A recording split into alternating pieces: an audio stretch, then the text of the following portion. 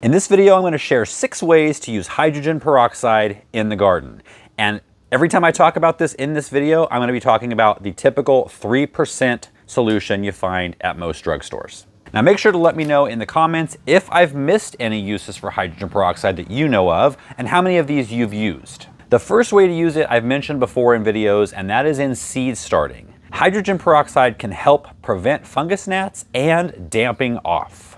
We do this with a soil drench. Take 4 parts water and 1 part peroxide. Pour it into the bottom of the catch tray and set the cell tray in with dry potting mix inside and allow it to soak up completely.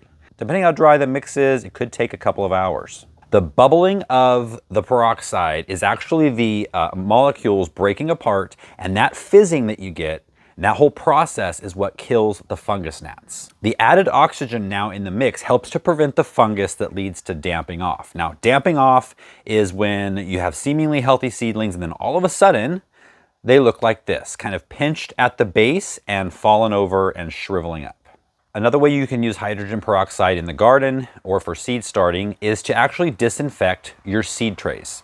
Simply spray a 1-to-1 mix into containers used to start seeds to disinfect them before filling with potting mix. You can also soak seeds in straight hydrogen peroxide to help soften the coat to speed germination and help protect them from root rot.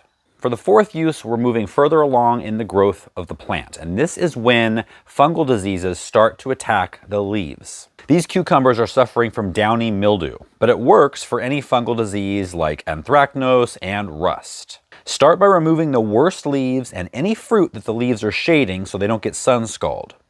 Don't add these to the compost unless you have a really hot compost bin. Mix 6 ounces of peroxide per gallon of water. You might want to do a test spray the day prior. Just spray it on 1 leaf, let it sit for 24 hours, and then on actual spray day, soak all of the leaves, top and bottom. You can see that the new growth after spraying is now not affected. And it isn't going to fix the leaves that are damaged, but weekly spraying will help keep the new leaves healthy. The 5th use of hydrogen peroxide is to prevent root rot on established plants. Root rot is caused by anaerobic soil, stagnant soil that is constantly soaking wet.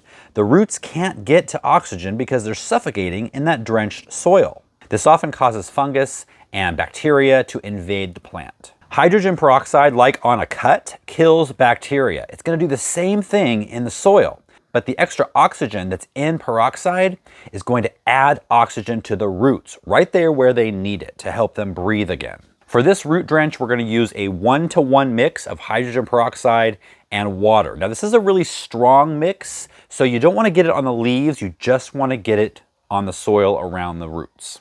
The 6th way to use peroxide in the garden is just to fix a plant that's not thriving. Hydrogen peroxide, because of the extra oxygen molecule, actually helps the plants, the root systems, take up more nutrients. So if it's struggling, this can give it that extra boost that it needs. You'll use the same 1-to-1 mixture and water that in around the roots, not touching the leaves.